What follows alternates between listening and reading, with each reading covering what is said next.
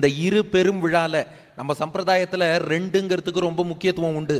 நாம் எப்போதுமே பெருமாள் பிராட்டி இருவராகத்தான் வழிபடுகிறோம். முக்கியமான மந்திரம் என்னன்னா துவயம், 2 வரிகள் கொண்ட மந்திரம்னு சொல்றோம். உபய வேதாந்திகள், ஊவேன் போட்டுக்கிறோம் இல்லையா? உபய வேதாந்தம், சம்ஸ்கிருத வேதாந்தம், தமிழ் வேதாந்தம் ரெண்டுங்கிறோம். எல்லாமே 2 அமைந்திருப்பது போல இந்த நவம்பர் 2ஆம் தேதி நடக்கக்கூடிய இந்த விழா இதுவும் இரு பெரும் விழாவாக, ஒருபுறம் பகவத் ராமானுஜர் தென்னாச்சாரிய சம்பிரதாய சபாவுக்கு துவக்க விழா, மறுபுறம் எம்பாருக்கு 1000வது ஆண்டு விழா நடக்கிறது. மேடையில செவிச்சா 74 சிம்மாசனாதிபதிகள் மகான்கள் விளங்குகிறார்கள். ஏன் இந்த 74 வரை ராமானுஜர் நியமிக்க வேண்டும்? ஒரு நிமிஷம் யோசிச்சு பாருங்க. நாம எதுவா இருந்தாலும் ஒரு ரவுண்ட் நம்பரா தான் வைப்போம். ஒரு 50, 100, தீராது 75. ஆனா 74 என்று ராமானுஜர் ஏன் நியமிக்க வேண்டும் என்றால், இதை பற்றி நம்ம சம்பிரதாயத்தில் ஒரு வரலாறு சொல்லப்படுகிறது. கொஞ்சம் நாம நாதமுனிகள் வரைக்கும் செல்ல வேண்டும். ஆழ்வார்கள் காலத்துக்கு அப்புறம் திவ்ய பிரபந்தம், தமிழ் வேதமானது வழக்கொழிந்து போனது. திவ்ய பிரபந்தம் பிரச்சாரத்தில் இல்லை, யாரும் பாசுரங்களை சேவிக்கவில்லை. அந்த சூழல்ல தான் நாதமுனிகள் அவதரித்தார். அவர் எங்க திருக்குடந்தை பாசுரம் 6ஆவமுதைன்னு தொடங்கக்கூடிய அந்த திருவாய்மொழி 10 பாசுரங்களை திருச்செவி சாத்தினார். அதுல குழலின் மலிய சொன்ன ஓர் 1000த்துள் இப்பத்தும்னு இருந்தது. 1000ல் 10 பாட்டே இவ்வளவு நன்னா இருக்கே, மீதமுள்ள 990 எங்க? அவர் தேடிக்கொண்டு போனார், எங்க தேடியும் கிடைக்கல. நம்மாழ்வார் அவதரித்த ஆழ்வார் திருநகரிக்கு எழுந்துருளினார் நாதமுனிகள். அங்கே போய் விசாரிச்சு பார்த்தா இந்த 10 பாட்டே அவளுக்கு தெரியல, இந்த 10 பாட்டாவது அவருக்கு கிடைச்சது. ஆழ்வார் திருநகரியில அதுவும் அவளுக்கு தெரியாதுன்ட்டா. ஆனா ஒன்று சொன்னார்கள், அங்கே பராங்குஷதாசர் என்ற அடியவர். அவர் சொன்னார், எங்க முன்னோர் மதுரகவிகள் நம்மாழ்வார் விஷயமா கண்ணினுன் சிறுத்தாம்புன்னு 11 பாசுரங்கள் பாடியிருக்கார். அது அடியனுக்கு தெரியும். நீங்க வேணா ஒன்று பண்ணலாம். அந்த பராங்குஷதாசர் நாதமுனிகளிடம் சொல்கிறார், நீங்கள் இந்த கண்ணினும் சிறுத்தாம்பு 11 பாசுரங்களை 12000 உரு சொன்னால், அந்த 11 பாசுரங்களையும் 12000 ஆவர்த்தி திரும்ப திரும்ப சொன்னால் உங்களுக்கு நம்மாழ்வாரே வந்து தரிசனம் தருவார். யோகத்துல நீங்க நம்மாழ்வாரையே சேவிக்கலான்னார்.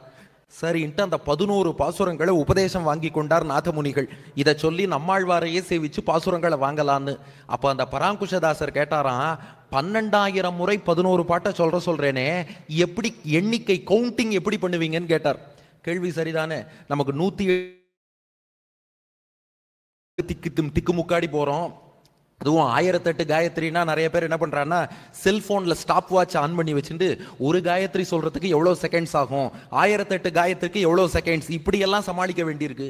அப்படி இருக்க கண்ணினும் சிறுத்தாம்பு 11 பாசுரங்களை 12000 உரு சொல்லணுமே, எப்படி கணக்கு வைத்துக் கொள்வீர்கள்னு கேட்டாராம். அதுக்கு நாதமுனிகள் பதில் சொன்னாராம், நான் ஏன் கணக்கு வச்சுக்கணும், நம்மாழ்வார் எதிரில் வந்துட்டா 12000 பூர்த்தி ஆயிடுத்துன்னு அர்த்தம், நான் ஏன் கணக்கு வச்சுக்கணும்னு அந்த நம்பிக்கை நமக்கு இருக்கணும்.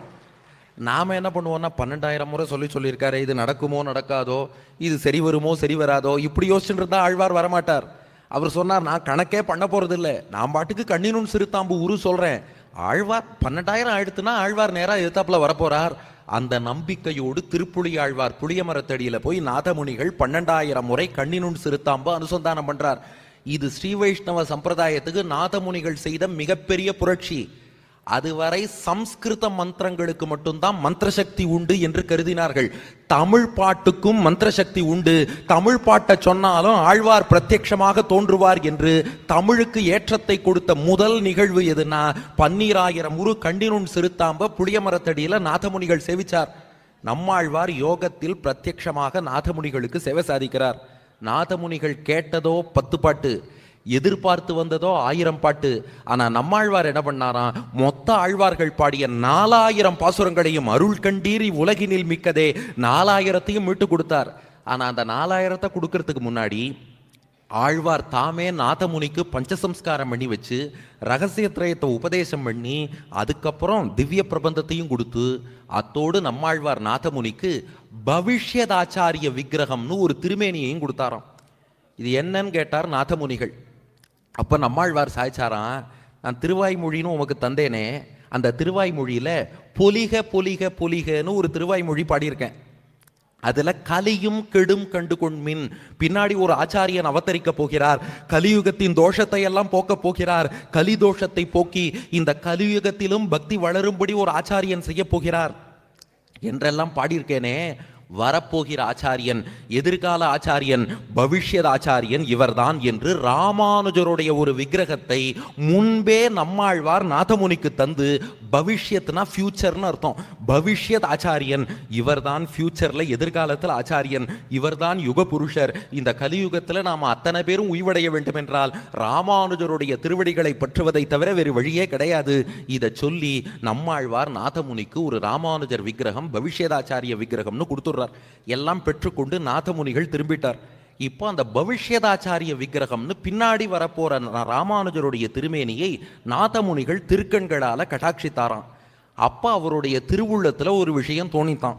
அதை அப்படியே நாதமுனிகள் வெளிப்படுத்தினாராம்.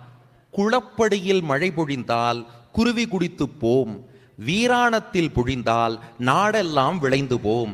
குளப்படியில் மழை பொழிந்தால் குருவி குடித்து போம், வீராணத்தில் பொழிந்தால் நாடெல்லாம் விளைந்து போம். இதை சொல்லிக்கொண்டே இருந்தார். நாதமுனியோட சிஷ்யர் உய்ய கொண்டாருக்கும் நாதமுனி சொன்னாராம், குளப்படியில் மழை பொழிந்தால் குருவி குடித்து போம், வீராணத்தில் பொழிந்தால் நாடெல்லாம் விளைந்து போம்னார். உய்ய கொண்டார். இதுக்கு என்ன அர்த்தம்னு கேட்டார்.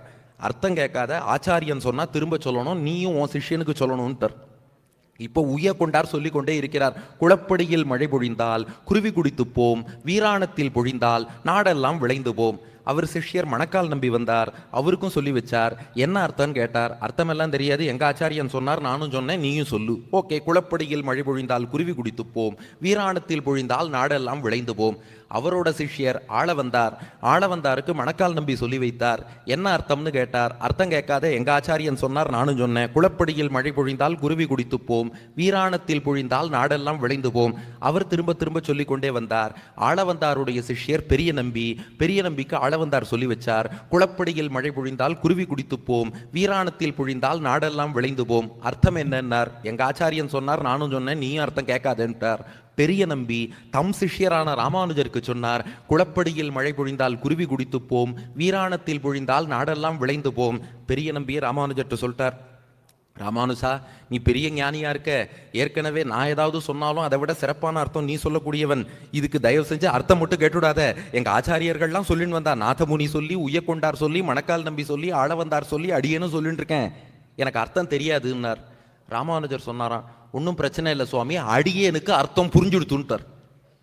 பெரிய நம்பி பார்த்தாரு, என்னது இது வரைக்கும் யாருக்குமே அர்த்தம் தெரியாம சொல்லிட்டு இருந்தா, ராமானுஜா உனக்கு அர்த்தம் புரிஞ்சுடுத்தா, என்ன அர்த்தம்னு கேட்டார். ராமானுஜர் பார்த்தார், இது அடியேனுடைய பெருமையை சொல்றாப்புல இருக்கு, அடியேன் வாயால எப்படி அர்த்தம் சொல்றதுன்னு கேட்டார். பெரிய நம்பி சொன்னார், ஆச்சாரியன் கேட்டா சொல்லித்தானே ஆகணும் எதா இருந்தாலும், சரி ஆச்சாரியன் வாக்க மீறக்கூடாது, அதனால இதுக்கு என்ன அர்த்தம்னு ராமானுஜர் சாதிச்சாராம். குளப்படியில் மழை பொழிந்தால் குருவி குடித்து போம். இப்ப ராமானுஜர் அர்த்தம் சொல்றார். குளப்படினா இந்த பசுமாட்டோட காலடி இருக்கு பாருங்க, அதை குளம்புன்னு சொல்லுவார். குளப்படினா ஒரு பசுமாடு காலடி வைத்து நடந்தால் ஒரு சின்ன குழி உண்டாகும் இல்லையா, அதுக்கு குளப்படின்னு பேரு. குளப்படியில் மழை பொழிந்தால் குருவி குடித்து போம்னா ஒரு பசுமாட்டோட ஃபுட் பிரிண்ட், அந்த காலடி சுவடு இருக்கு, அத்துணூண்டு இடத்துல மழை பெஞ்சதுன்னா அந்த நீர் எத்தனை பேருக்கு பயன்படும்? ஒரு குருவி குடிக்கத்தான் பயன்படும். ஆனா வீராணத்தில் பொழிந்தால் நாடெல்லாம் விளைந்து போம்னா பெரிய வீராணம் ஏரி இருக்கு காட்டுமன்னார் கோவில்ல, வீரநாராயணன் ஏரி. அந்த வீராணம் ஏரியில மழை பொழிந்தால் சென்னை சிட்டிக்கே வீராணம் குடிநீர் திட்டம்னு தண்ணீர் வருகிறது அல்லவா, அப்போ வீராணத்துல மழை பெஞ்சா அது உலகமே விளைவதற்கு பயன்படும். இது என்ன அர்த்தம்னா, உட்பொருள் ஒன்று இருக்கான். ராமானுஜருக்கு முன்பிருந்த ஆச்சாரியர்கள்லாம் இருக்காளே, அவள்லாம் சின்ன குளப்படி மாதிரியாம். ஏன்னா அவர்கள் ரொம்ப சோதித்து பார்த்து தான் உபதேசம் பண்ணுவார்கள். அவ்வளவு எளிதில் அர்த்தத்தை சொல்லிட மாட்டாளாம். இவன் எந்த குலத்துல பிறந்திருக்கான், எவ்வளவு ஞானம் இருக்கு, எவ்வளவு பக்தி இருக்கு, ஆனா பெண்ணா, எவ்வளவு கைங்கரியம் பண்ணியிருக்கான், இந்த லட்சணம் இருக்கா, அது இருக்கா, இது இருக்கா, எல்லாம் பார்த்து உபதேசம் பண்ணுவா. அவர்கிட்டேருந்து உபதேசம் வாங்கணும்னா யாரோ ஒரு குருவிக்கு, குளப்படியில் உள்ள நீர் ஏதோ ஒரு குருவிக்கு பயன்படுற மாதிரி அந்த ஆச்சாரியன்ட்டேருந்து உபதேசம் வாங்கணும்னா இவ்வளோ பெரிய கோஷ்டியில் ஒருத்தர் 2 பேர் தான் தேர்வாளாம்.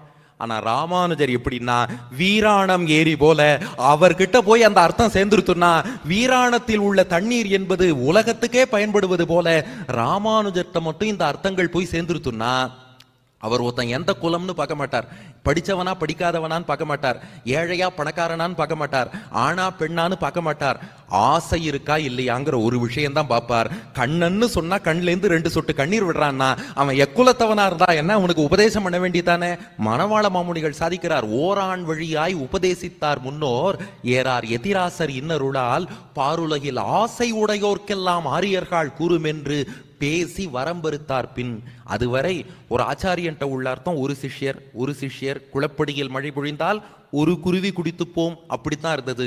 ஆனா ராமானுஜர் வீராணம் ஏரி போல அவர்கிட்ட ஒரு அர்த்தம் போயிடுத்துன்னா அது உலகத்துக்கே பயன்படும். யாரெல்லாம் ஆசை உள்ளவர்களோ அத்தனை பேரையும் தாமே தேடி போய் காரே கருணை ராமானுஜர் எல்லோருக்கும் உபதேசிக்க கூடியவர். ராமானுஜரை பத்தி நாம சொல்றது என்ன, பாரதிதாசன் ஒரு கவிஞர் இருந்தார் பாருங்க, பாரதியார் இல்ல, பாரதிதாசன். அவர் எழுதியிருக்கார் ராமானுஜர் பத்தி, முத்தியோ சிலரது சொத்தென இருக்கையில் இத்தமிழ்நாடு தன் இருந்தவ பயனால் ராமானுசனை ஈன்றதன்றோ. அதுவரை முக்தி என்பது ஏதோ ஒரு சிலர் சாராருக்கு மட்டும் உரியதுன்னு ஒரு கருத்து நிலவி வந்தது. இந்த தமிழ்நாடு செய்த ஒட்டுமொத்த தவத்தின் பலனாக இந்த தமிழகத்தில் ராமானுஜர் அவதாரம் பண்ணி அத்தனை பேரும் மோட்சம் போலாம். அந்தனர் அந்தியர் எல்லையில் நின்ற அனைத்துலகும் நொந்தவரே முதலாக எல்லோரும் மோட்சம் போகலாம் என்று காட்டிக் கொடுத்தவர் ராமானுஜர். அப்ப அவர் வீராணம் ஏறிதானே, அவர்கிட்ட போய் அர்த்தம் சேருகிறது என்றால் அது எல்லோருக்கும் பயன்படும் அல்லவா.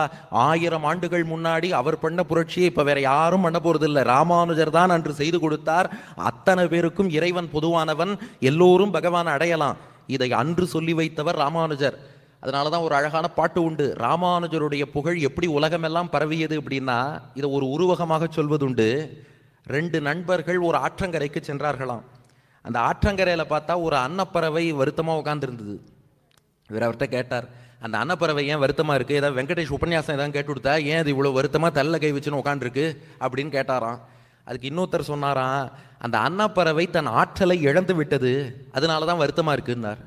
அன்னப்பறவையின் ஆற்றல் என்ன, அதான் சொல்றோமே, இந்த கல்வி கரையில கற்பவர் நாள் சில மெல்ல நினைக்கின் பிணிப்பல தெள்ளிதின் ஆராய்ந்து அமைவுடைய கற்பரே நீரொழிந்து பாலுன் குறுகின் தெரிந்து.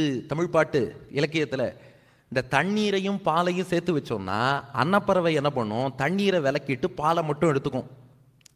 அந்த ஆற்றலை அன்னப்பறவை இழந்துருத்தான், அதனால வருத்தமா உட்காந்துருக்குன்னார். இவர் கேட்டாரா, அது பிரம்மா அன்னப்பறவைக்கு கொடுத்த வரமாச்சே, தண்ணீரையும் பாலையும் பிரித்தருவாய்னு சொல்லி அன்னப்பறவைக்கு பிரம்மானா வரம் கொடுத்தார், எப்படி அந்த ஆற்றலை இழந்ததுன்னு கேட்டார். அதுக்கு அவர் சொன்னாராம், எல்லாம் ராமானுஜர் தான் காரணம், நம்ம பரமஹம்சரான ராமானுஜர் தான் காரணம். நம்ம ஆச்சாரிய சுவாமிகள் சன்னியாசிகள்லாம் இருக்கா பாருங்க, அவளை பரமஹம்சர்கள்னு சொல்லுவோம். ஹம்சம்னா அன்னப்பறவை, அவள்லாம் மிக உயர்ந்த அன்னப்பறவை போல. ராமானுஜர்னு ஒரு பரமஹம்சர், அவர் தான் இந்த அன்னப்பறவை தண்ணீர் பாலை பிரித்தறியும் ஆற்றலை இழந்ததுக்கு காரணம்னார். அவர் சொன்னார், நீங்க பேசுறது ஒண்ணுமே புரியலையே, ராமானுஜர் அன்னப்பறவையே என்ன பண்ணார், அவரால் இது ஏன் தன் ஆற்றலை இழக்கணும்னு கேட்டார். இப்போ அவர் பதில் சொன்னாராம், அது வேற ஒன்றும் இல்லை, ராமானுஜர் வேதத்தின் பொருளை கடைக்கோடி பாமரன் வரை எல்லாருக்கும் கொண்டு போய் சேர்த்தார். எல்லாருக்கும் பெருமாள் பொதுவானவர் என்று எல்லாரிடத்திலும் எம்பெருமானை கொண்டு போய் சேர்த்தவர் ராமானுஜர். அதனால ராமானுஜருடைய புகழ் உலகமெல்லாம் பரவி விட்டது. புகழின் நிறம் என்னன்னா வெண்மையாம். யாரோ வறுமையின் நிறம் சிவப்புங்கிறா, புகழின் நிறம் வெண்மையாம். ராமானுஜருடைய புகழ் உலகமெல்லாம் அவருடைய புகழின் பிரதிபலிப்பால் உலகமே வெளுப்பா இருக்கு. உலகமே வெளுத்து போனதுனால பால் மட்டும் இல்ல தண்ணீரும் வெளுத்து போயிடுதான். எல்லாம் வெளுப்பா இருக்கிறதுனால இப்ப தண்ணீரும் வெளுப்பா இருக்கு, இப்ப தண்ணீரும் வெளுப்பா இருக்கு, பாலும் வெளுப்பா இருக்கு. அதனால அன்னப்பறவைக்கு தண்ணீர் எது பால் எதுன்னு தெரியல. அலர்ந்த வம்பு யத்திருந்து தேனருந்து இன்னகல் அல்குலார சைந்தடைந்து நடைகொள்ளாத தனமெனோ நலம் தவிர்ந்ததாலதென்கொல் நாவின் வீறு இழந்ததால் நாவணங்கு நாதர் தந்த நாவின் வீறு இழந்ததென் சலந்தவிர்ந்து வாது செய்து சாடி மூண்ட மிண்டரை சரிவிலேன் எனக்கனை துரைத்த ஏதிராசர் வலந்தருங்கை நாயனார் வளைக்கு செய்த கீர்த்தியால் வாரி பால தாமதென்று மாசில் வாழி வாழிய என்னும்படி இவர் புகழ் உலகெங்கும் நிறைந்தது. உலகமே வெளுத்து போனது. உலகமே வெளுத்ததால் தண்ணீரும் வெளுத்து போனது. தண்ணீரும் வெள்ள பாலும் வெள்ள, அதனால அன்னத்துக்கே தண்ணீர் எது பால் எதுன்னு தெரியாம கன்ஃபியூஸ் ஆயிடுது. அந்த அளவுக்கு வீராணமாகிய ராமானுஜர்ட்ட அர்த்தம் போச்சுன்னா அது அத்தனை பேருக்கும் போய் சேரும். இந்த அர்த்தம் தான் நாதமுனிகள் சாதிச்சிருக்காருன்னு ராமானுஜர் புரிஞ்சுட்டார். ஆனா யோசிச்சு பார்த்தாராம், குளப்படின்னு பொதுப்படையாக சொன்ன நாதமுனி ராமானுஜரை வெறும் ஏரின்னு சொல்லாம ஏன் வீராணம் ஏரின்னு சொல்லணும்? யோசித்து பார்த்தீர்களா? குளப்படியில் மழை பொழிந்தால் குருவி குடித்து போம், ஏரியில் பொழிந்தால் நாடெல்லாம் விளையும் சொல்லியிருக்கலாம். ஆனா வீராணத்தில் பொழிந்தால் குறிப்பிட்டு ஏரிய சொல்லியிருக்கார். நாதமுனிகளின் அவதார ஸ்தலமாகிய வீரநாராயணபுரம் காட்டுமன்னார் கோவில், அங்கே உள்ள ஏரிய சொல்றார். என்ன காரணமா இருக்கும்? நாமளா இருந்தா ஏதோ சொன்னார், ஏதோ போனார், விட்டுட்டு போயிடுவோம். ராமானுஜர் அப்படி கிடையாது. பெரியோர்கள் ஒரு வார்த்தை சொன்னால் அதற்கு காரணம் இருக்கும். அது என்னவா இருக்கும்? அதனால அந்த வீராணம் ஏரியை போய் பார்த்துடுவோன்ட்டு ராமானுஜர் மெனக்கட்டு இதுக்காக ஸ்ரீரங்கத்திலேது புறப்பட்டு வீரநாராயணபுரத்துக்கு எழுந்தருளி வீராணம் ஏரியை போய் கட்டாட்சித்தாராம். அப்போதான் ஒரு ரகசியம் புரிஞ்சுது. அந்த வீராணம் ஏரியில நிறைய தண்ணீர் இருக்கு. அந்த தண்ணீரை நீர்ப்பாசனத்துக்கு பிரித்து விடும்போது 74 மடுக்களாக பிரித்திருந்தார்களாம். வீராணம் ஏரியில் உள்ள நீரை நீர்ப்பாசனத்துக்கு வயலுக்கு வடிகாலாக அனுப்பும்போது 74 வடிகால்களை அமைத்திருந்தார்கள். ரகசியம் புரிஞ்சுடுத்து ராமானுஜருக்கு.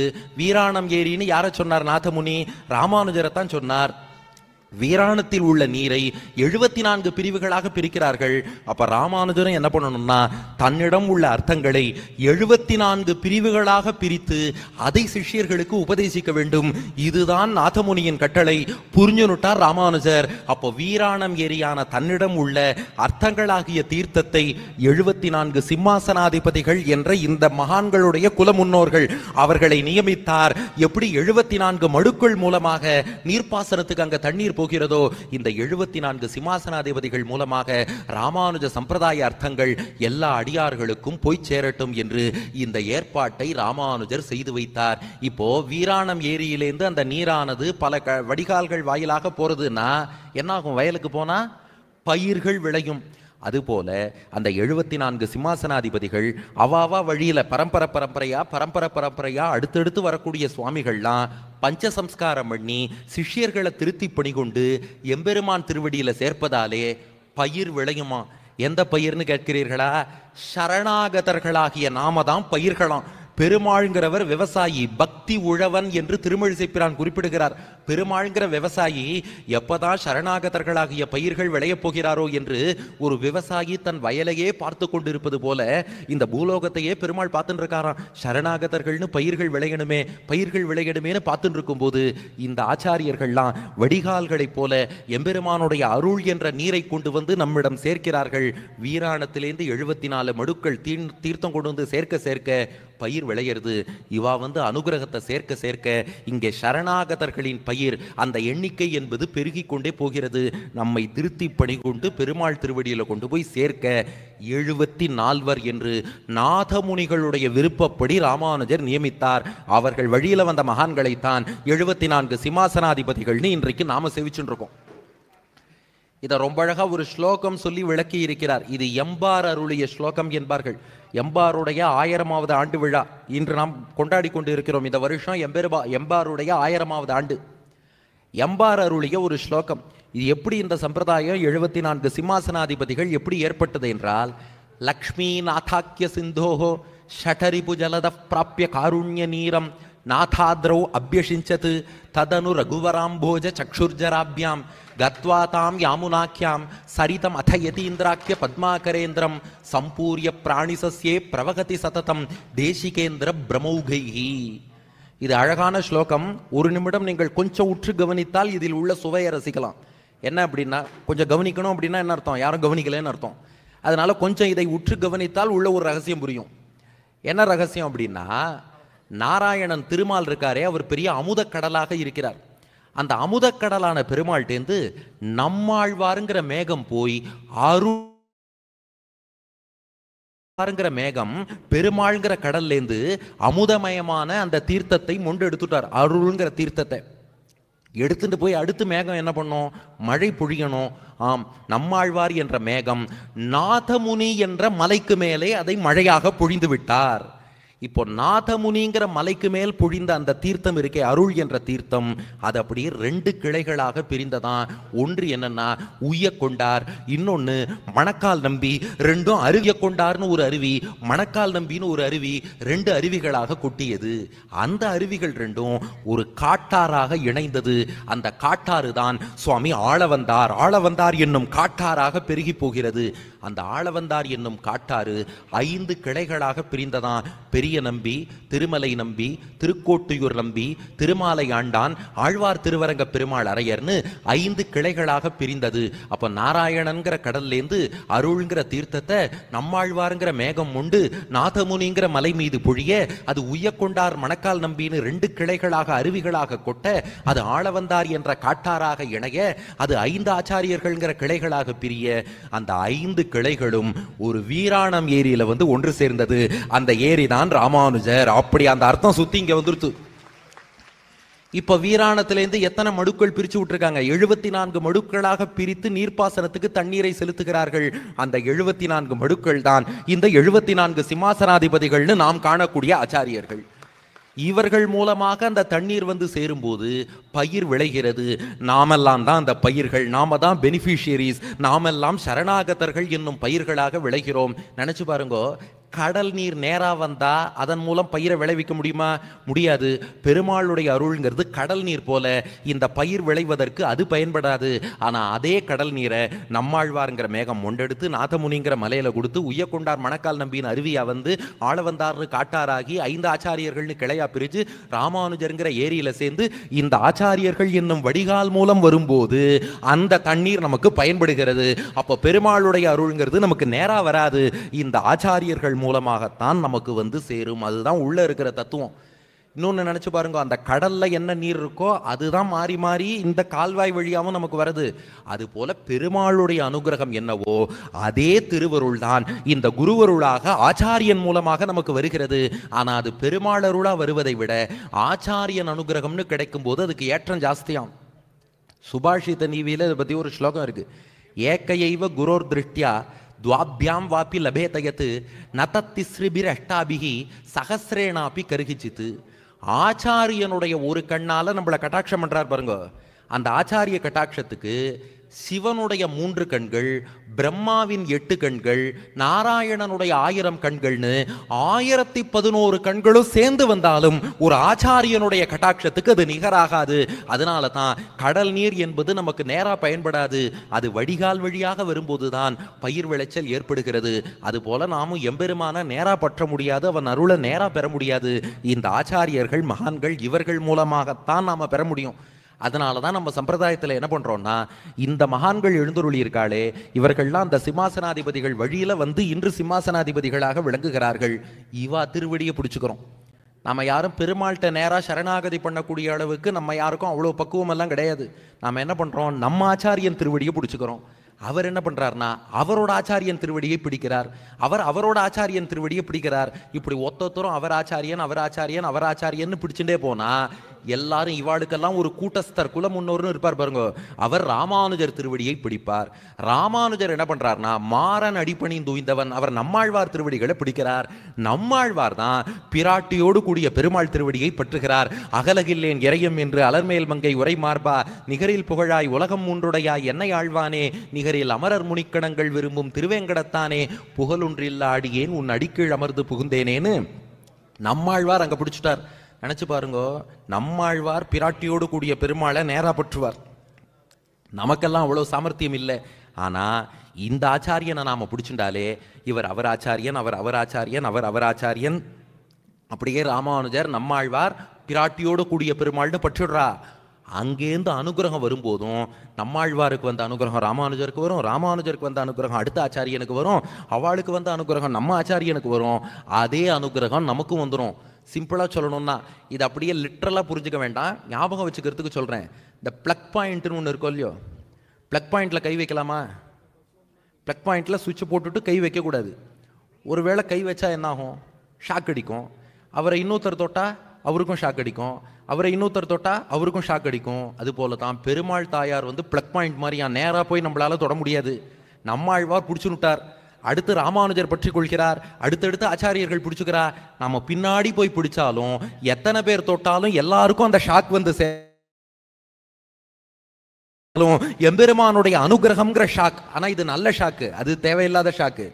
இது நல்ல ஷாக். அந்த பிளக் பாயிண்ட் அடுத்தடுத்து தொட்டு இருக்கிற எல்லார்ட்டையும் அந்த ஷாக் வந்து சேருவது போல யாரெல்லாம், இதெல்லாம் நான் சொல்லல, பிடித்தார் பிடித்தாரை பற்றி, பிடித்தார் பிடித்தார் வீற்றிருந்து பெரியவானுள் நிலாவு வரே. பிடித்தார் பிடித்தார்னா என்ன அர்த்தம்? பிடிச்சின்றவாளை நாம பிடிச்சுக்கணும். பிடிச்சுனுட்டோம்னா அவ கொண்டு போய் நம்மளை எம்பெருமான் திருவடியில் சேர்த்துடுவா. இதற்கு ஒரு அழகான உதாரணம், இது முதலியாண்டான் சாதிப்பாராம். ஒரு சின்ன உதாரணம், இதை ஞாபகம் வச்சுட்டாலே விஷயம் மறக்காது. என்னன்னா, ஒரு ஊரில் ஒரு மண்புழு இருந்தது. மண்புழு மலை உச்சியில் இருக்குது. இந்த பக்கம் இன்னொரு மலை உச்சி, நடுவில் பார்த்தா ஒரு பெரிய பள்ளத்தாக்கு. இந்த மண்புழுவுக்கு இந்த மலை உச்சியிலேருந்து பள்ளத்தாக்கை கடந்து அந்த மலை உச்சிக்கு போகணும்னு ஆசை. முடியுமா? மண்புழு காலம் முழுக்க ஊர்ந்து ஊர்ந்து போனாலும் ரொம்ப கஷ்டம். ஆனால் அந்த மண்புழு கெட்டிக்கார மண்புழு. அதுக்கு பக்கத்தில் ஒரு சிங்கம் ஒன்று இருந்துதான். அந்த சிங்கம் சரியாக இந்த மலையிலேருந்து அந்த மலைக்கு தாவுவதற்கு காத்துன்னு இருந்தது. சிங்கத்தால் தாவ முடியும். இந்த மண்புழு என்ன பண்ணிடுது, அப்படியே கிடுகிடுன்னு 2 அடி நகர்ந்து சிங்கத்தோட காலில் போய் ஒட்டின்றுத்தான். சிங்கம் இந்த மலையிலேருந்து அந்த மலைக்கு தாவும் போது அதன் காலில் ஒட்டி கொண்ட மண்புழுவும் தானே தாண்டி விட்டது. இதில் நாம தான் மண்புழு. சம்சாரம்ங்கிற உலகியல் வாழ்க்கை தான் ஒரு மலை, வைகுண்டம் என்ற அந்த நித்திய விபூதி மோட்சம் அதுதான் இன்னொரு மலை. நடுவில் பார்த்தா நம்முடைய கர்மாங்கிறது பெரிய பள்ளத்தாக்கு மாதிரி இருக்கு. நம்முடைய பாப்பங்களாகிய இவ்வளவு பெரிய பள்ளத்தாக்கை தாண்டி நம்மளால இந்த சம்சாரம்ங்கிற மலையிலேருந்து வைகுண்டம்ங்கிற அந்த மலைக்கு போக முடியுமா? ரொம்ப கஷ்டம். ஆனால் என்ன பண்ணணும்னா, கெட்டிக்காரனாக இருக்கிறவன் நம்மளால போக முடியாதுன்னு தெரிஞ்சுருவான். என்ன பண்ணுவான்னா, ஒரு ஆச்சாரியன் திருவடியில் போய் ஒட்டி கொள்வான். அந்த ஆச்சாரியன் தான் சிங்கம். அந்த காலத்தில் ராமானுஜரை சிங்கம் என்றே குறிப்பிடுவார்களாம்.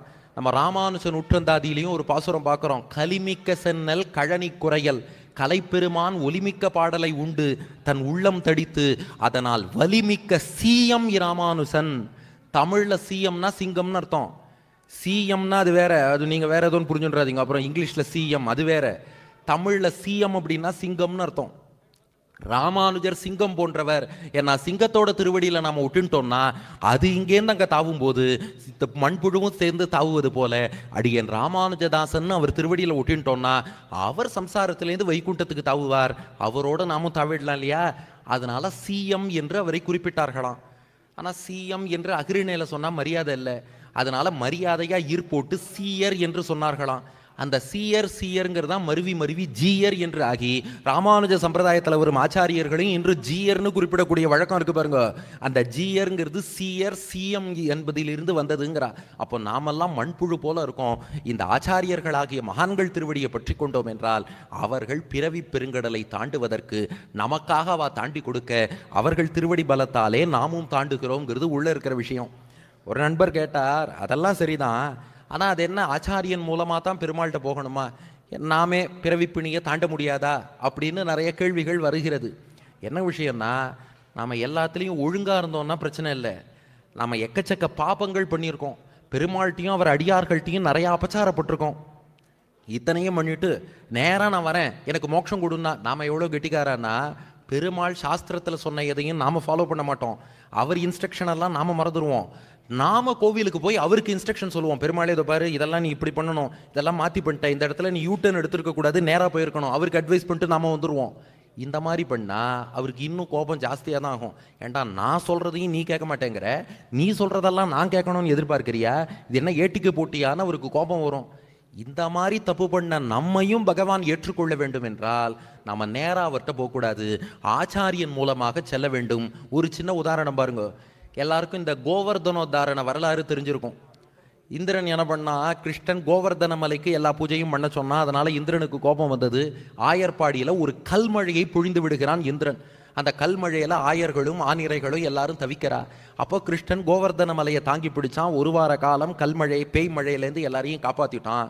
1 வாரம் ஆச்சு, இந்திரன்ட்ட கையில் மழை இல்லை. அதுக்கப்புறம் அப்போதான் தவறை உணர்ந்தான். அடடா, மோதக்கூடாத இடத்துல தப்பாக மோதிட்டோமே, இனி என்ன பண்ணுறதுன்னு யோசிச்சு பார்த்தான் இந்திரன். வேற என்ன பண்ணுறது, கிருஷ்ணன்ட்ட க்ஷமாபணம் மன்னிப்பு கேட்கணும். ஆனால் இந்திரனுக்கு நேராக வந்து மன்னிப்பு கேட்க பயமாக இருந்தது. எங்கேயா கிருஷ்ணன் மலையை தூக்கி நம்ம தள்ள போட்டு அடிச்சிட்டான்னா என்ன பண்ணுறது, ஏன்னா அடியார்களை துன்புறுத்திட்டோம், பசுமாடுகளை துன்புறுத்திட்டோம், என்ன பண்ணலான்னு யோசிச்சான் இந்திரன். காமதேனுவை கூப்பிட்டான். காமதேனு நீ முன்னாடி போனான். எதுக்குன்னு கேட்டால் காமதேனு இல்லை நீ கொஞ்சம் முன்னாடி போ, உன் பசு கூட்டத்தை எல்லாம் கிருஷ்ணன் காப்பாற்றியிருக்கான், அதனால கோ என்ற பசுக்களை எல்லாம் காத்தவன் கோவிந்தன்னு காமதேனு நீ போய் துதி பண்ணு, நான் உன் பின்னாடி அப்படியே வந்துடுறேன்ட்டான் இந்திரன். அவனுக்கு பாருங்க இந்த விஷயம் என்ன தெரிஞ்சிருக்கு. சரின்ட்டு காமதேனு முன்னாடி போனா, கிருஷ்ணனை ஸ்தோத்திரம் பண்ணா. ஆகா, என் பசுக்கூட்டங்களை எல்லாம் நீ காத்தாய், மழையிலேருந்து என்னுடைய பசுக்கள்லாம் பழிச்சதுக்கு நீ தான் காரணம் எல்லாம் சொன்னா. கிருஷ்ணன் அப்படியே பிரசன்னமாக சிரிச்சுட்டு இருந்தான். காமதேனு வால் பின்னாடி ஒளிஞ்சுட்டு இருந்தான் இந்திரன். டேய் நீ எங்கேந்திரா வந்தேன்னு கேட்டான் கிருஷ்ணன். இல்லை காமதேனு வால் பின்னாடி தான் இருந்தேன். ஓ காமதேனு பின்னாடி இருந்துட்டியா, போனா போறது போ, உனக்கும் அனுகிரகம் பண்ணுறேன்னு கிருஷ்ணன் பண்ணிட்டானா. நாம எல்லாரும் இந்திரனை போல பெருமாள்கிட்டையும் அவர் அடியார்கள்ட்டையும் நிறைய அபச்சாரப்பட்டுட்டோம். நம்ம நேராக பெருமாள்கிட்ட போனால் ஏற்றுப்பாரான்னு சொல்ல முடியாது. இந்திரன் என்ன பண்ணா, காமதேனுவோட வாழை பிடிச்சின்னு போனான். நாம் என்ன பண்ணுறோன்னா ஆச்சாரியனுடைய காலை பிடிச்சின்னு போகிறோம். அவன் காமதேனுவோட வாழை பிடிச்சின்னு போனது போல சுரக்கும் சுரபிகளான ஆச்சாரியர்கள் அவர்களுடைய திருவடியை பிடிச்சிட்டு நாம் பெருமாள்கிட்ட போகிறோம். பெருமாள் ஆச்சாரியனை பார்க்கும்போது ஓ ஆச்சாரியனா, அப்படியே பிரசன்னமாக பெருமாளுடைய திருக்கண்கள்லாம் மலரும். ஆச்சாரியன் வந்திருக்காரே அப்படின்னு அப்படியே கொஞ்சம் நாமும் அவர் திருவடி தான் அடியணும், அவர் திருவடியில் ஒட்டின்னு இருக்க தூசி தான். நாம் என்ன சொல்வது, மணவாள மாமுனிகள் தம்மை சொல்லிக் கொள்கிறார். திருவாய்மொழி பிள்ளை வாசமலர் தாழடைந்த வத்து. திருவாய்மொழி பிள்ளையுடைய வாசனை வீசும் திருவடியில் ஒட்டி கொண்டு இருக்கும் ஒரு பொருள் தான் அடியேங்கிறார். அதுபோல் நாம் போய் நின்னோம். பெருமாள் பார்க்குறார், ஓ காமதேனுவோட இந்திரன் வந்தான், ஓகே அக்செப்டட். நீ யார்ப்பா, ஆச்சாரியனோட வந்துட்ட, ஓகே அக்செப்டட்னு நம்மையும் ஏற்றுக்கொள்கிறான். அதனால தான் ஆச்சாரியன்கிறவர் ரொம்ப ரொம்ப ரொம்ப ரொம்ப முக்கியம். அவர் தான் நம்ம எம்பெருமானோடு சேர்த்து வைக்கிறார். இன்னும் புரியிறாப்புல ஒரு கதை சொல்கிறேன். இந்த கதை கேட்டுவிட்டா இந்த விஷயம் மறக்கவே மறக்காது. ஞாபகம் வச்சுக்கிறதுக்காக தான் குட்டி கதையெல்லாம். ஒரு ஊரில் அடியார்கள்லாம் ஒன்று சேர்ந்து அகோபிலம் வரைக்கும் யாத்திரையாக போனாலும், அதில் பாவன நரசிம்மர்னு ஒரு நரசிம்மர் இருக்கார் அகோபிலத்தில். அவரை சேவிக்கிறதே ரொம்ப கஷ்டம். அதுக்கு டிராக்டர் ஜீப்பு இதிலெல்லாம் போகணும். அப்படி ஒரு ஜீப்பில் அடியார்கள்லாம் ஒன்று சேர்ந்து பயணிச்சுன்னு இருக்கா. திடீர்னு பார்த்தா ஜீப்பில் பிரேக் பிடிக்கலை. அச்சோ, உபன்யாசத்துக்கும் பிரேக் கரெக்டான நேரத்தில் போடணும், இல்லைன்னா கஷ்டம். அதுவும் ஜீப்பில் பிரேக் பிடிக்கலைனாலும் கஷ்டம். அது பாட்டுக்கு ஜீப் ஏற்கனவே அங்கே ஜீப் பிரேக் பிடிக்காத ஜீப் மாதிரி தான் ஏறி இறங்கி போயின்னு இருக்கோம். இதில் பிரேக் வேறு பிடிக்கலை. எல்லாரும் பயந்துட்டா, அச்சோ எங்கே போக போகிறோமோ, நம்ம பாவன நரசிம்மரை சேவிக்க போகிறோமோ பரவாசுதேவனை சேவிக்க போகிறோமோ தெரியலையே. எல்லாருக்கும் ஒரே டென்ஷன். ஆனால் அந்த ஜீப்பில் ஒரு பொண்ணு பயணிக்கிறா. ஒரு காலேஜ் படிக்கிற பொண்ணுன்னு வச்சுக்கோங்க. பாட்டுக்கு ஒரு புக்கு படிச்சுட்டு ஹாயாக உட்காந்து போயின்னு இருக்கா. எங்கே எது நடந்தாலும் எனக்கு கவலையே இல்லைன்னு உட்காந்துருந்தாலும், இவெல்லாம் பார்த்தா என்னடா இது, இங்கே நம்ம இருக்க போகிறோமா போக போகிறோமானே தெரியாமல் உட்காந்துருக்கோம். இந்த பொண்ணு என்னடானா புத்தகத்தை வச்சு படிச்சுட்டு இருக்காளே, இவளுக்கெல்லாம் அந்த கவலை வேற. உயிர் போகிறது ஒரு பக்கம் கவலைன்னா, இந்த பொண்ணு கவலையே படாமல் இருக்காளே அதை பற்றி ஒரு கவலை. அப்புறம் அந்த டிரைவர் அப்படி இப்படி சமாளித்து ஒரு மரத்தில் மோதி வண்டியை கொண்டு வந்து எப்படியோ நிறுத்திட்டார். இப்போ கடைசியாக எல்லாரும் டிரைவரை விட்டா அந்த பொண்ணுக்கிட்ட வந்தா. ஏன்னா எப்போதுமே யாராவது நிம்மதியாக இருந்தால் நமக்கு பிடிக்காது. இப்போ நம்ம வீட்லேயே கரண்ட்டு கட்டாச்சுன்னு வச்சுக்கோங்களேன், நம்ம ஈபிக்கு ஃபோன் பண்ண மாட்டோம், பக்கத்து வீட்டுக்கு தான் ஃபோன் பண்ணுவோம். அப்போ உன் வீட்டில் கரண்ட் இருக்கான்னு கேட்போம். அவர் இல்லைன்னு சொல்லிட்டாலே நமக்கு முக்கால்வாசி நிம்மதி வந்துடும். அந்த மாதிரி இந்த பொண்ணுக்கிட்ட எல்லாரும் கேட்டா, ஏம்மா இங்கே என்ன நடந்ததுன்னு உனக்கு தெரியுமா, நீ பாட்டுக்கு புத்தகத்தை வச்சு படிச்சுட்டு இருக்கியே, இங்கே அவாவா பிராணம் போகிறது என்ன ஆறுதுன்னு சொல்லிட்டு எல்லாரும் பயந்துன்னு இருக்கோம், நீ பாட்டுக்கு புத்தகத்தை வச்சு படிச்சுட்டு இருக்கியே, இங்கே என்ன நடந்ததுன்னு உனக்கு தெரியுமான்னு கேட்டாலும். அதுக்கு அந்த பொண்ணு சொன்னாலாம், இங்கே என்ன நடந்ததுங்கிறது எனக்கு தெரியுமாங்கிறது அப்புறம், டிரைவர் யாருன்னு உங்களுக்கு தெரியுமான்னா. யாருமா டிரைவர்னு கேட்டா அந்த பொண்ணு சொன்னா, எங்கள் அப்பா தான் அந்த டிரைவர்னா. அந்த டிரைவர் எங்கள் அப்பா. அவர் பொண்ணு நான் இங்கே உட்காந்துருக்கேன்னு எங்கள் அப்பாவுக்கு நன்னா தெரியும். அவர் பொண்ணு இங்கே இருப்பதால எங்கள் அப்பா என்னை காப்பாற்றுவார்னு எனக்கு நம்பிக்கை இருக்குது. நான் எதுக்காக கவலைப்படணும்? எங்கள் அப்பா தானே வண்டி ஓட்டின்னு போகிறார். அவர் பொண்ணு உட்காந்துருக்கேன்னு அவருக்கு தெரியும் இல்லையா? என்னை எங்கள் அப்பா காப்பாற்ற மாட்டாரா? நான் ஏன் கவலைப்படணும்? இதுக்கு நீங்கள் கைத்தட்டக்கூடாது. இதுக்கப்புறம் ஒரு பஞ்ச் இருக்குது, அதுக்கு தான் கைத்தட்டணும். அந்த பொண்ணு சொன்னா, என்னோடு ட்ராவல் பண்ணதுனால நீங்கள்லாம் பழைச்சிட்டேன்னா. என்னம்மா புரியலையேன்னு கேட்டா, ஆமாம் அவர் பொண்ணு நான் உள்ள உட்காந்து இருக்கிறதுனால தான் எங்கள் அப்பா வெளியில் குதிக்காமல் வண்டியை பாதுகாப்பாக ஓட்டின்னு போய் நிறுத்தினார். நான் மட்டும் உள்ள இல்லைன்னா எங்கள் அப்பா வெளியில் குதிச்சிருப்பார். நீங்கள்லாம் ஸ்ட்ரைட் டு வைகுண்டம் தான். என் கூட ட்ராவல் பண்ணதுனால நீங்கள் பிழைச்சேன்னா. பெருமாள் தான் அந்த டிரைவர், அந்த பொண்ணு தான் ஆச்சாரியன், நாமெல்லாம் கோ பேசஞ்சர்ஸ். ஆச்சாரியனை ரட்சிக்கும் பெருமாள் ஆச்சாரியனோடு சேர்த்து அவர் திருவடி சம்பந்தம் பெற்ற நம்மையும் ரட்சித்து விடுகிறான். தன் பொண்ணை காப்பாற்றணும்னு நினைச்ச டிரைவர் பொண்ணோடு டிராவல் பண்ணவாளை காப்பாற்றினார் இல்லையா? அதுபோல எம்பெருமானுடைய அனுகிரகம் யாருக்குன்னா அது ஆச்சாரியனுக்கு. ஆனால் அந்த ஆச்சாரியன் திருவடி சம்பந்தம் பெற்றவராக நாம் இருப்பதாலே அவரோடு சேர்ந்து இருக்கும் நம்மையும் சேர்த்து பகவான் ரட்சித்து விடுகிறான். இதுதான் விஷயம். அப்போ இவ்வளவு பெருமைகள் அந்த ஆச்சாரியர்களுக்கு இருக்கிறது என்றால், அவ எல்லாரையும் ஒரே இடத்துல ஒன்று சேர்த்து அவர்கள் ஒரு சபை என்று இணைந்து இருக்கும் போது நாம் அவர்களுக்கு கைங்கரியம் பண்ணுவதுங்கிறதும் ரொம்ப எளிமையாக இருக்கும். இப்போ ஒரு ஆச்சாரியன் ஒரு இடத்துல இருக்காருன்னு வச்சுக்கோங்களேன், அப்போ ஒத்தொத்தரையும் நாம் நாடி போகணும். எல்லோரும் ஒரு சபை என்ற அளவில் ஒன்று சேரும்போது, அதுவும் நம்ம அமெரிக்கை நாராயணன் சார் சமீபத்தில் ஒரு பேட்டியில் சொன்னார், 74 சிம்மாசனாதிபதிகளும் அவர்களே எல்லாரையும் ஒருத்தர் சந்திச்சிருப்பாளாங்கிறது தெரியாது. ஆனால் ஒரு சபை என்று எல்லோரும் ஒரு இடத்தில் சேரும்போது இந்த கோவிலில் இந்த கைங்கரியம் இருக்குது, அந்த கோவிலில் இந்த கைங்கரியம் இருக்குது, இதை இவர் அவரிடம் பகிர்ந்து கொள்ளலாம், அவர் இவரிடம் பகிர்ந்து கொள்ளலாம், சிஷ்யாளுக்குள்ளே பகிர்ந்து கொள்ளலாம். என்றைக்குமே சொல்கிறோம் இல்லையா, ஒன்றுபட்டால் உண்டு வாழ்வுன்னு சொல்கிறோம் இல்லையா. அப்படி எல்லோரும் ஒன்றிணைந்து ஒரு சபையாக செயல்படும் போது பல பல கைங்கரியங்கள் நடப்பதற்கு இது ஒரு பெரிய ஒரு விதையாக இருக்கும். அதனால ஒரு பெரிய விருட்சம் முளைப்பதற்கான விதை என்பது இந்த இடத்தில் இன்று விதைக்கப்பட்டிருக்கிறதுங்கிறதுல எந்தவித சந்தேகமும் இல்லை. மேலும் இந்த ஆச்சாரியன் அடிபணியணுங்கிறோமே, இது காலாகாலத்துக்கும் நம் பெரியோர்கள் காட்டி வந்த விஷயம். நம்ம எல்லாருக்கும் ஸ்ரீராமாயணம் என்பது நன்றாகவே தெரியும். ஆனால் ராமாயணத்தின் உட்பொருள்ங்கிறது என்னன்னா ஆச்சாரிய வைபவம். ஆச்சாரியன் மூலம்தான் பெருமாளை அடைய முடியும். இதைத்தான் ராமாயணம் சொல்கிறது. எப்படின்னா, ராமாயணத்துக்குள்ள இருக்கிற விஷயம், ராமாயண சரித்திரம் எல்லாருக்கும் தெரியும். உள்ள இருக்கிற விஷயம் என்னன்னா, ராமபிரான் பரமாத்மா, சீத்தை ஜீவாத்மாவின் ரோலை எடுத்துக்கிறா. சீத்தையை யார் சிறை வச்சது? ராவணன். அந்த ராவணன் தான் நம்ம மனசாம். நம்ம மனசு தான் ராவணன். ராவணனுக்கு எத்தனை தலை? 10 தலை. நம்ம மனசுக்கும் 10 தலையாம். 5 ஞானேந்திரியம், மெய் வாய் கண் மூக்கு செவி, அது ஒரு 5 தலை. 5 கர்மேந்திரியம், நாக்கு கை கால் மலத்வாரம் ஜலத்வாரம், அது ஒரு 5 தலை. இந்த 10 தலைகளாகிய 10 இந்திரியங்களோடு கூடிய 11வது இந்திரியம் மனசு, அதுதான் ராவணன். இது என்ன பண்றதுன்னா, இந்த ஜீவாத்மாவாக்கிய சீத்தையை சிறை வச்சுடுத்து. எங்க சிறை வச்சதுன்னா, இந்த உலகியல் வாழ்க்கை சம்சாரம், அதுதான் கடல் சூழ்ந்த இலங்கையாம். பிறவி பெருங்கடல்னு சொல்றோம் இல்லையா, கடல் சூழ்ந்த இலங்கையில அசோகவனம் என்ற இந்த சரீரத்துக்குள்ள இந்த ஜீவாத்மா சீத்தையை ராவணன்கிற மனசு சிறை வச்சுடுத்து. இந்த ராவணன்கிற மனசை 3 குணங்கள் பாதிக்குமா. சத்வகுணம், ரஜோகுணம், தமோகுணம். சத்வகுணம்னா அமைதியாக இருப்பது, ரஜோகுணம்னா ரொம்ப ஹைப்பர் ஆக்டிவ் காமம் கோபத்தோடு இருப்பது, தமோகுணம்னா ஒரே அறியாமை தூக்கம் இன்ஆக்டிவாக போகிறது. ஞாபகம் வச்சுக்க, நாங்கள் சொல்லுவோம், உபன்யாசம் ஆரம்பிக்கும் போது முதல் 10 நிமிஷம் கேட்குறவாளுக்கு சத்வகுணம் இருக்கும். ஏதோ ஊர் விட்டு ஊர் வந்திருக்காரு, ஏதோ பேச போகிறார் அப்படின்னு ஒரு நம்பிக்கை இருக்கும், கொஞ்சம் அமைதியாக கேட்பா. 10 நிமிஷத்துக்கு அப்புறம் ரஜோகுணம் வந்துடும். ஏன்னா இது ஒன்றும் தேராதுன்னு தெரிஞ்சு போயிடும். அதனால இங்கே திரும்புவா அங்கே திரும்புவா, செல்ஃபோன் பாப்பா, அப்படி பண்ணுவா இப்படி பண்ணுவா, அது ரஜோகுணம்.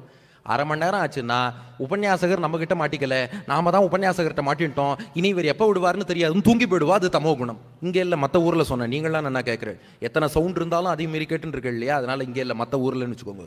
அதனால சத்வகுணம்ங்கிறது பேலன்ஸ்டாக அமைதியாக இருப்பது, ரஜோகுணம் என்பது ரொம்ப ஹைப்பர் ஆக்டிவ், தமோ குணம்ங்கிறது இன்ஆக்டிவ்.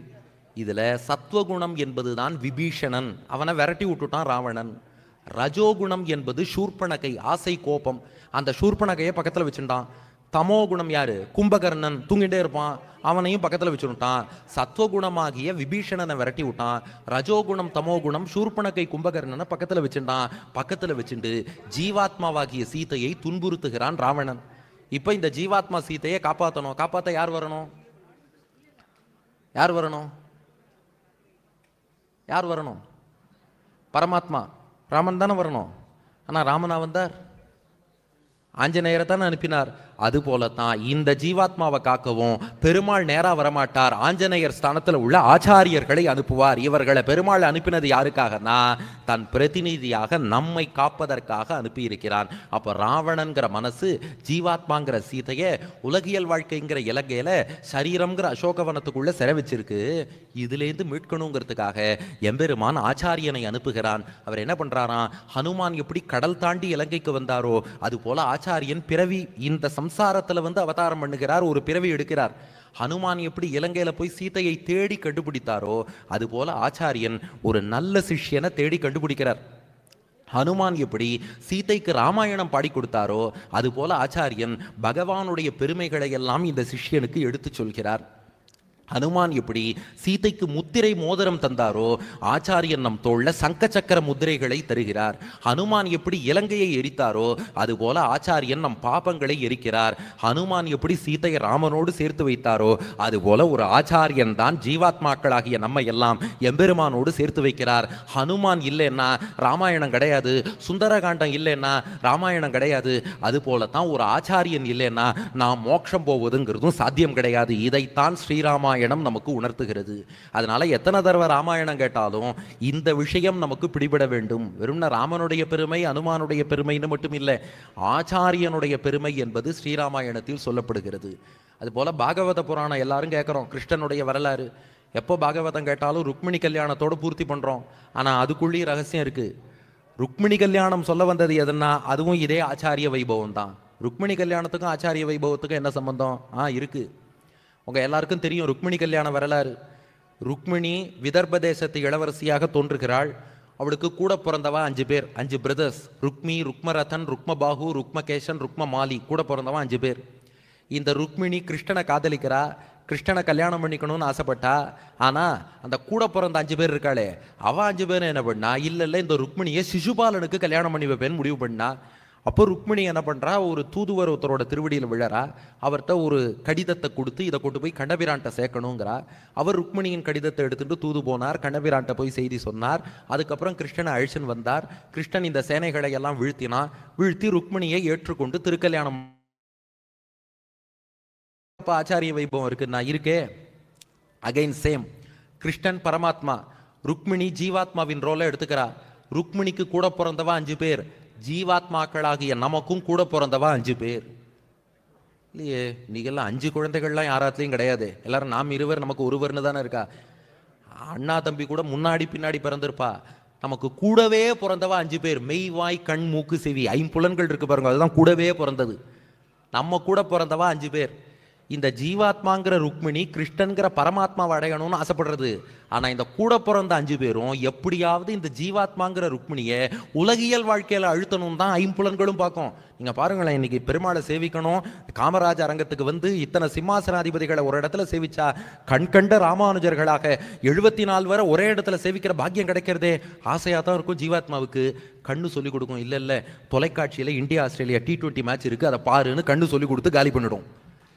இந்த காது இருக்கே, இன்னைக்கு பெருமாளுடைய புகழை கேட்கலாம், ஆழ்வார் பாசுரத்தை கேட்கலாம் நாம யோசிச்சுட்டு இருக்கும் போதே யூடியூப்ல சிங்கிள் வந்திருக்கு, அதை கேளுன்னு சொல்லி காது காலி பண்ணி விட்டுரும். இது போல இந்த 5 புலன்கள் இருக்கே, 1 2ன்னு இல்லை 5மே சேர்ந்துட்டு பல விதத்தில் இடைஞ்சல் பண்ணும். இப்போ ஈவன் உபன்யாசம் கேட்கும்போது கூட பாருங்க, சில இடங்கள்ல என்ன பண்ணுவானா, யாராவது ஒருத்தர் செல்ஃபோன் ஆன் பண்ணி வச்சுருவா. அந்த செல்ஃபோன் அடிச்சதுன்னா எல்லாருக்கும் அப்படியே எங்கே செல்ஃபோன் அடிக்கிறது அதை பார்க்க ஆரம்பிச்சிருவா, உபன்யாசம் தடைப்பட்டுடும். உங்களுக்காக பரவாயில்ல, கான்சன்ட்ரேஷன் ஜாஸ்தி, நமக்கு கான்சன்ட்ரேஷன் ரொம்ப கம்மி. நமக்கு உடனே யார் செல்ஃபோன் அடிச்சுது அப்படின்னு நாம அதையே பார்த்துட்டு இருப்போம், போச்சு. அப்போ இந்த புலன்களோட வேலையே என்னன்னா பெருமாள்கிட்ட ஃபோக்கஸ் பண்ண விடாமல் தடுத்துட்டே இருக்கும். ஆனால் இப்போ என்ன எடுத்துன்னா, இந்த டிவி ரெக்கார்டிங்லாம் நிறைய கொடுத்து எதிர்த்தாப்புல யார், ஏன்னா ஒரு காலத்துலலாம் வந்து இந்த முன் ரோலையோ முதல் 2 ரோலையோ யாராவது ஒருத்தர் அப்படி திரும்பி பார்த்துட்டே இருந்தாலோ, இந்த பக்கம் ஏதாவது திரும்பினாலோ நமக்கும் அந்த பக்கம் பார்க்கணும்னு தோணும். ஆனால் நம்மளெல்லாம் ஸ்டுடியோவில் உட்கார வச்சு கேமராவை ஆன் பண்ணி இதை பார்த்து நீ பேசு அப்படின்னு சொன்னதுலேருந்து என்ன ஆகிடுறது, அந்த கேமராமேனே கிளம்பி போயிடுவார். உங்கள் பேச்சை யார் சார் கேட்குறது, நீங்கள் கேமராவை பார்த்து பேசுங்கட்டு போயிடுவார். நாம் பாட்டு கேமராவை பார்த்து பேசணும். என்ன பிரச்சனைனா, கேமராவை பார்த்து பேசும்போது நம்ம சொன்ன விஷயம் புரிஞ்சுடுத்தா புரியலையா, பாயிண்ட் டேக்கனா, அடுத்து மூவ் பண்ணலாமா வேண்டாமா, ஒன்றுமே புரியாது. ஆனாலும் வேறு வழி இல்லை, அடுத்த பாயிண்ட்டுக்கும் நம்ம போய் தான் ஆகணும். அதனால என்ன பாவிச்சுக்கிறதுனா, ஆஹா கேமரா எவ்வளோ அழகாக தலையாட்டி எடுத்து, கேமரா கை தட்டி எடுத்தே, கேமரா ரசித்து விட்டதே அப்படின்னு நாம அசியூம் பண்ணிட்டு அடுத்தடுத்த பாயிண்ட்டுக்குன்னு போய் பழகினதுனால இப்போவுமே மக்கள் கேட்கல இதெல்லாம் அப்புறம். அங்கே பாருங்க, நமக்காக ஒரு 3 பேர் கேமராவை வச்சுட்டு அவள் எந்த டிவி சேனலுக்கு எடுக்கிறாளோ தெரியாது, 3 மகானுபாவர்கள் எடுத்துட்டு இருக்கா. அந்த கேமரா அழகாக நமக்கு தலையாட்டி கொண்டு இருக்கிறது. அந்த கேமராமேன் கூட அப்பப்போ சிரிச்சுட்டார் 2 தடவை, அது போகிறோம் நமக்குன்னு சொல்லிட்டு அதை பார்த்து பேசிட்டு போயிடுறோம் பாருங்க. எதுக்கு சொல்ல வந்தேன்னா, இந்த புலன்கள்ங்கிறவை நம்மளை ஒரு விஷயத்தில் பகவானை நோக்கி ஃபோக்கஸ் பண்ணவே விடாது, எத்தையாவது பண்ணி குழப்பிண்டே இருக்கும். அதைத்தான் அந்த 5 பேரும் பண்ணான். ருக்மி, ருக்மரதன், ருக்மபாகு, ருக்மகேஷன், ருக்மமாலி. இப்போ இந்த ஜீவாத்மாங்கிற ருக்மிணி கிருஷ்ணன்கிற பரமாத்மா அடையலான்னு பார்த்தா இந்த 5 புலன்கள் கூட இருந்து உலகியல் வாழ்க்கைங்கிற சிசுபாலன் யாருன்னா மெட்டீரியல் லைஃப், உலகியல் வாழ்க்கையாக்கிய சிசுபாலன்ல அழுத்தலான்னு பார்க்கறது. அப்போ ருக்மிணியை ரட்சிக்கணும், யாரால முடியும்? கிருஷ்ணனால தான் முடியும். ஆனால் ருக்மிணி கிருஷ்ணன்ட்ட போகல, ஒரு தூதுவர் திருவடியில் போய் விழுந்தா பாருங்க, அவர் தான் ஆச்சாரியன். அந்த ஆச்சாரியன் தான் நமக்காக பெருமாள்கிட்ட தூது போனார். அந்த ருக்மிணி போல நாமும் ஆச்சாரியன் திருவடிகளை பற்றுகிறோம். ருக்மிணிக்காக அவர் கிருஷ்ணன்ட்ட தூது போனது போல இப்படி அந்த சிசுபாலன், ஜராசந்தன் உள்ளிட்டோர் சேனைகளை எல்லாம் வீழ்த்தி கண்ணபிரானுக்கும் ருக்மிணிக்கும் அந்த திருக்கல்யாணம் நடைபெறும்படி பண்ணாரோ, அது போல தான் ஆச்சாரியன் இந்த துட்டர்கள், நம்முடைய பாபங்கள், இந்த புலன்கள் எல்லாவற்றையும் வீழ்த்தி இந்த ஜீவாத்மாவாகிய ருக்மிணிக்கும் சர்வே சர்வேஸ்வரனாகிய எம்பெருமானுக்கும் மோட்சம் ஆத்ம விவாகம்ங்கிற திருக்கல்யாணம் நடக்கும்படி ஆச்சாரியன் அனுகிரகம் பண்றார். அதனால ஆச்சாரியன் அருளால் தான் நமக்கு வாழ்வு. மேலும் இது எம்பார் 1000வது ஆண்டு விழாங்கிறதுனால எம்பாரை பற்றிய ஒரு சரித்திரம் நாம நினைச்சு பார்க்கணும். எம்பாரை பல பேர் பாராட்டுவார்களாம். உங்களைப் போல அருளி செயல் ஆழ்வார் பாசுரங்களுக்கு அர்த்தம் சொல்ல முடியுமா என்று கொண்டாடினால் எம்பார் சொல்வாரா, தகுமே தகுமே, ரொம்ப சரியா சொன்னீங்க. ஆமா, என்னை போல ஆழ்வார் பாட்டுக்கு யாருமே அர்த்தம் சொல்ல முடியாதும்பாராம். இன்னொருத்தர், எம்பாரை போல வேதத்துக்கு அர்த்தம் சொல்ல முடியுமா? ஆம், சரியாக சொன்னீர்கள், தகுமே தகுமே, நம்மளை போல யாரும் வேதத்துக்கு அர்த்தம் சொன்னதே கிடையாது. இன்னொருத்தர் வந்தாராம், எம்பாரை போல ரகசியார்த்தங்களை எல்லாம் யாராவது விளக்க முடியுமா? தகுமே தகுமே, ஆம், என்னை போல் யாரும் விளக்க முடியாது.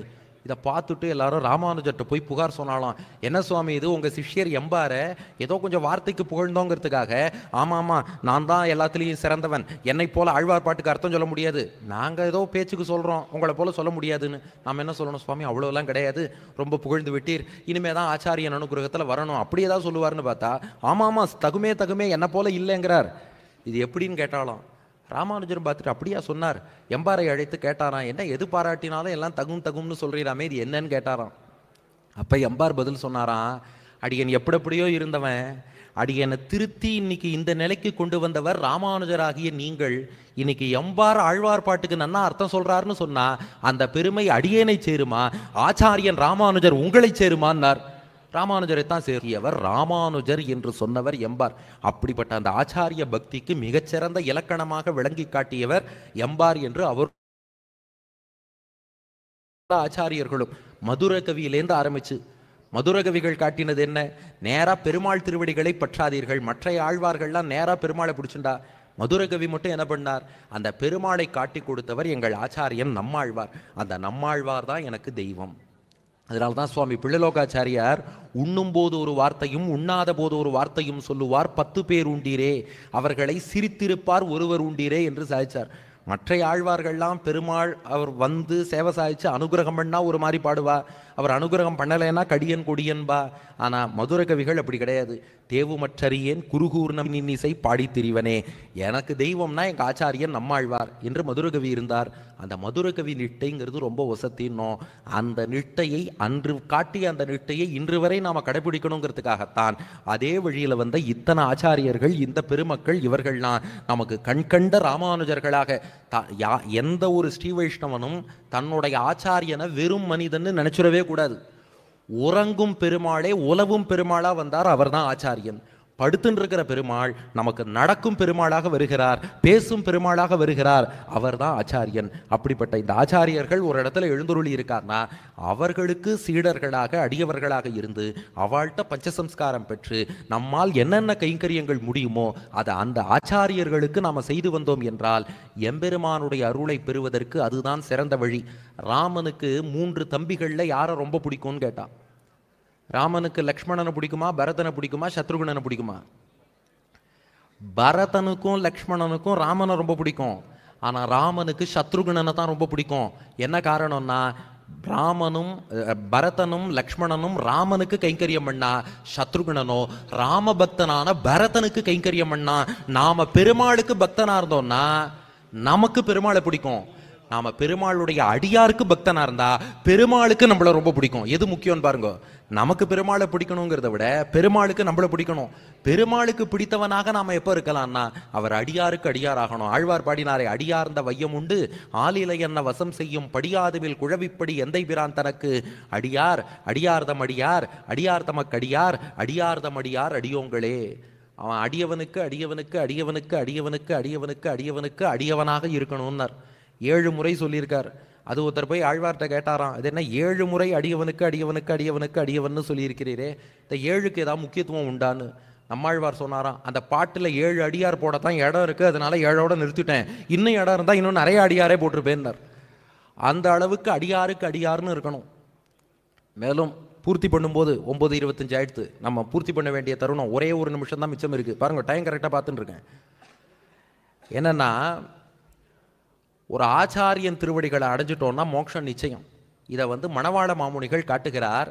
தன் குருவின் தாளினைகள் தன்னில் அன்பொன்று இல்லாதார், அன்பு தன்பால் செய்தாலும் அம்புயைகோன் இன்பமிகு விண்ணாடு தான் அழிக்க வேண்டுகிறான், ஆதலால் நன்னார் அவர்கள் திருநாடு. ஒருத்தனுக்கு என்னதான் பெருமாள்கிட்டயே பக்தி இருந்தாலும் தன் ஆச்சாரியன் திருவடியில ஒருத்தனுக்கு பக்தி இல்லைன்னா அவனுக்கு பெருமாள் மோட்சம் கொடுக்க மாட்டார்னு சொல்லிட்டார். எப்போதுமே ஆச்சாரியர்கள்லாம் இந்த மாதிரி சொல்ல மாட்டா, ஆனால் கொஞ்சம் கடுமையாகவே சாதிச்சுட்டார் மாமுனிகள். தன் ஆச்சாரியன்ட்ட ஒருத்தனுக்கு பக்தி இல்லைன்னா பெருமாள்கிட்ட பக்தி இருந்தாலும் மோட்சம் கொடுக்க மாட்டார். அதே சமயம் எனக்கு பெருமாளையே யாருன்னு தெரியாது, ஆனால் நல்ல ஆச்சாரியன் திருவடிகளை பிடிச்சிட்டேன்னா ஞானம் அனுஷ்டானம் இவை நன்றாகவே உடையனான குருவை அடைந்தக்கால் மாநிலத்தீர் தேனார் கமல திருமாமகள் குழுனன் தானே வைகுந்தம் தரும் ஒரு ஆச்சாரியனை பிடிச்சிட்டோன்னா பெருமாள்கிட்ட கேட்குறோமோ கேட்கலையோ பெருமாள் தானே நமக்கு வைகுந்தத்தை தந்து விடுவார் என்றும் காட்டியிருக்கிறார். அதனால கடைசியாக ஒரு விஷயம், இது ரசோக்தி தான், இது ரொம்ப அப்படி பிரமாணத்தில் ஆராய வேண்டாம், ஆனால் விஷயம் மனசில் பதியறதுக்காக மட்டும் சொல்கிறேன். ஏன்னா சில விஷயங்கள் take it with a pinch of சால்ட்டும்பா, அந்த மாதிரி எடுத்துக்கோங்க. கஜேந்திர மோட்சம்னு எல்லாரும் உபன்யாசம் பண்ணுறோம் இல்லையா, அதில் முதல்ல மோட்சம் போச்சுன்னு ஒருத்தர். பெருமாள் வந்தார், பொய்கை கரையிலேருந்து யானை முதல்ல ரெண்டையும் வெளில கொடுந்தார், சக்கராயுதத்தை ஏவினார், முதல்ல கழுத்து அறுத்தார், அது முதல்ல சாப விமோச்சனம் வாங்கிட்டு போயிடுத்தான். அப்புறம் தான் யானையை தடவி கொடுத்தார், அது கொடுத்த புஷ்பத்தை திருவடியில் ஏற்றுனார், அப்புறம் தான் கஜேந்திர மோட்சம்.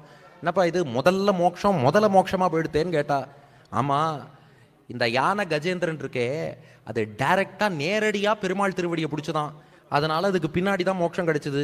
இந்த முதல்ல இருக்கே அது தெரிஞ்சு பிடிச்சதோ தெரியாம பிடிச்சதோ, நல்லதுக்கு பிடிச்சதோ கெட்டதுக்கு பிடிச்சதோ, பரம பக்தனான கஜேந்திரன் திருவடியை பிடிச்சிடுத்து, அது முன்னாடி மோட்சம் போயிடுது.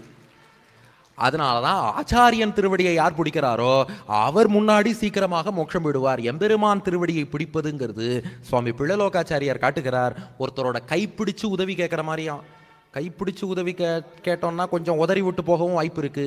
ஆச்சாரியன் மூலம் எம்பெருமானை பற்றினோம்னா அது கால் பிடிச்சு உதவி கேட்கிற மாதிரி உதச்சு விட மாட்டா யாரும். அப்போ பெருமாளை பிடிப்பதுங்கிறது அவர் கையை பிடிப்பது போல, ஆச்சாரியனை பற்றுவது என்பது அவன் திருவடியை பற்றுவது போல.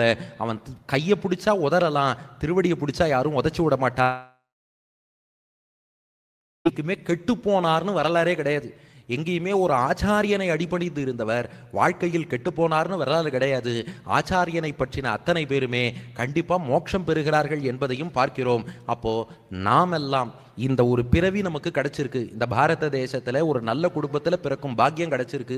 நல்ல சத்சங்கம், இத்தனை விஷயம் கிடைச்சிருக்குன்னா இதை நாம நல்ல வழியில பயன்படுத்திட்டு இந்த சபையின் மூலமாக இந்த ஆச்சாரியர்களுக்கு நம்மால என்னென்ன கைங்கரியங்கள் பண்ண முடியுமோ அது அத்தனையும் நாம செய்து இந்த ஆச்சாரியர்களுடைய அருளை பெற்றோம் என்றால் எம்பெருமானுடைய அந்த ஒரு அருளானது இந்த 74 கிளைகளாக 74 மடுக்களாக இவர்கள் மூலமாக நம்மிடம் வந்து சேர சரணாகதர்களாகிய பயிர்கள் மேன்மேலும் வளரும்னு சொல்லி, இப்படிப்பட்ட அருமையான வாய்ப்பு இந்த மகான்கள் முன்னாடி உபன்யாசம் பண்ணக்கூடிய பாக்கியம் இதை நல்கியமைக்காக மீண்டும் ஒரு முறை இந்த சபையோருக்கும் நம்ம அமெரிக்கை நாராயணன் அவர்களுக்கும் மற்ற இதை ஏற்பாடு செய்வதற்கு கூட இருக்கக்கூடிய எல்லோருக்கும் அடியனுடைய கிருத்தஞத்தை தெரிவித்துக் கொண்டு, மேலே எழுந்துருளி இருக்கக்கூடிய மகான்கள் அத்தனை பேருடைய திருவடிகளுக்கும் பல்லாண்டு பாடி பல்லாண்டு பல்லாண்டு பல்லாயிரத்தாண்டு பல கோடி 100,000 மல்லாண்ட தென்தோள் மணிவண்ணா உன் சேவடி செவ்வி திருக்காப்புன்னு இவா திருவடிகளுக்கெல்லாம் பல்லாண்டு பாடி இத்தோடு அடியேன் நிறைவு செய்கிறேன். ஆழ்வார்கள் வாழி, அருளிச் செயல் வாழி, தாழ்வாதுமில் குறவர் தாம் வாழி,